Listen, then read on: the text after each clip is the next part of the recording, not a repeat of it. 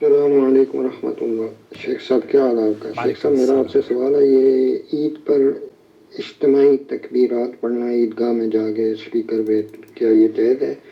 ابھی میں عالم کی گفتگو سن رہا تھا قرآن و حدیث کے مبنی، مطلب وہ اپنے جماعت کے عالم تھے، تو وہ کہہ رہے تھے کہ بھائی یہ بدعات ہے، ذرا اس کے بارے میں کچھ کتاب و سنت سے روشنی ڈال دیں۔ السلام علیکم۔ وعلیکم السلام ورحمۃ اللہ وبرکاتہ۔ اسی طرح کا واقعہ دراصل شیخ عبدالعزیز بن باز کے بارے میں بھی مشہور ہے کہ شیخ بن باز حرم مکی میں موجود تھے، اور وہاں اس زمانے میں، قدیم زمانے میں جو لوگ آئے ہیں وہ دیکھتے ہیں کہ کس طریقے سے جہاں زمزم کا کنواں ہوتا تھا نا، اس کے پاس اوپر بیٹھ کر لوگ اجتماعی تکبیریں کہا کرتے تھے۔ شیخ ابن باز بھی وہاں پر موجود تھے، تو شیخ ابن باز نے کھڑے ہو کر، چونکہ سعودی عرب کے علماء اور مشائخ ہمیشہ جب اس طرح کی خرافات یا بدعات کو دیکھتے ہیں ان کے سامنے ہو رہی ہو تو اس کا تعاقب کرتے ہیں اور اس سے منع کرتے ہیں۔ دوستو، بھائیوں اور بہنوں، آپ دیکھ رہے ہیں نو ٹی وی جدہ، اور میں ہوں آپ کا دوست، آپ کا ہوسٹ محمد عاقل، جدہ سے، مملکت سعودی عرب۔ اگر آپ پہلی مرتبہ ہمارے چینل پر تشریف لائے ہیں تو ہم آپ کا خیر مقدم کرتے ہیں، خوش آمدید۔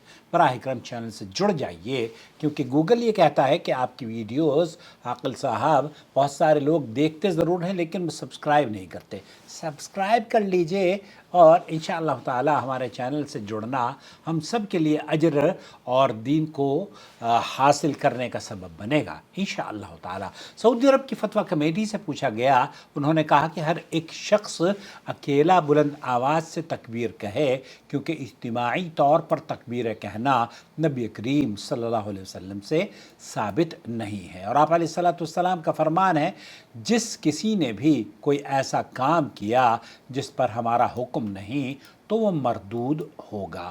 اور یہ بھی سعودی عرب کی لجنۃ الدائمہ والافتاء کا فتویٰ ہے، فتاوی اللجنۃ الدائمہ للبحوث العلمیہ والافتاء، اجتماعی طور پر بیک وقت آواز میں تکبیر کہنا مشروع نہیں بلکہ یہ بدعت ہے، کیونکہ اللہ کے رسول صلی اللہ علیہ وسلم نے فرمایا، من عمل عملا لیس علیہ امرنا فہو رد، جس کسی نے بھی ہمارے اس دین میں کوئی ایسا نیا کام نکالا جو اس میں سے نہیں تو وہ مردود ہے۔ اور پھر سلف صالحین میں سے بھی کسی نے بھی ایسا عمل نہیں کیا، نہ تو صحابہ کرام میں سے کسی نے اور نہ ہی تابعین اور تبع تابعین میں سے کسی نے، حالانکہ وہ لوگ زیادہ اسوہ اور نبی کریم صلی اللہ علیہ وسلم کی اتباع کی پیروی کیا کرتے تھے اور اپنے آپ کو بدعات اور خرافات سے بچایا کرتے تھے۔ اسی طریقے سے لجنۃ دائمہ کا یہ بھی فتویٰ ہے کہ اجتماعی طور پر تکبیر کہنا بدعت ہے، کیونکہ اللہ کے رسول صلی اللہ علیہ وسلم نے فرمایا، جس کسی نے بھی کوئی ایسا عمل کیا جس پر ہمارا حکم نہیں وہ مردود ہے۔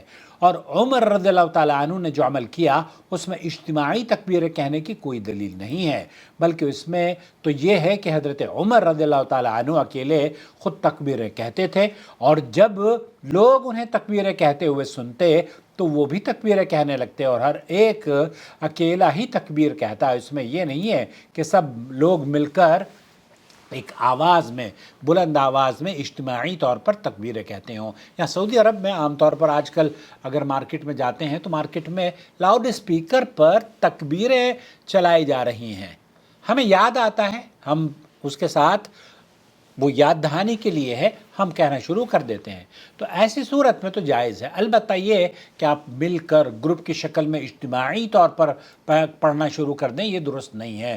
نماز کے بعد یا نماز کے وقت کے علاوہ بیک وقت اجتماعی طور پر تکبیریں کہنا مشروع نہیں ہے، سعودی عرب کی فتویٰ کمیٹی نے یہ بھی بیان دیا ہے۔ اور اللہ رب العالمین قرآن کریم میں یہ فرماتا ہے کہ تم مجھے یاد کرو میں تمہیں یاد کروں گا، اور نبی کریم صلی اللہ علیہ وسلم کے اس فرمان پر عمل کرتے ہوئے جنہوں نے رغبت دلاتے ہوئے فرمایا، میرے لیے سبحان اللہ، الحمدللہ، لا الہ الا اللہ، اللہ اکبر کہنا دنیا میں سورج طلوع ہونے سے زیادہ محبوب ہے۔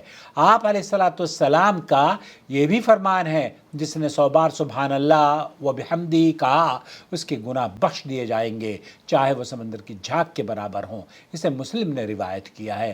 اور اس امت کے سلف کی اتباع کرتے ہوئے، کیونکہ ان سے یہ ثابت نہیں کہ انہوں نے اجتماعی طور پر تکبیریں کہیں ہوں، بلکہ یہ تو بدعتی لوگوں کے خواہش پر مبنی اور ان کی بدعملی کا نتیجہ ہے، اور اس لیے بھی ایک ذکر ایک عبادت ہے، اور عبادات میں اصل توقیف ہے، اسی طرح کی جائے گی جس طرح سے اللہ کے رسول صلی اللہ علیہ وسلم نے حکم دیا ہے یا اللہ رب العالمین نے حکم دیا ہے۔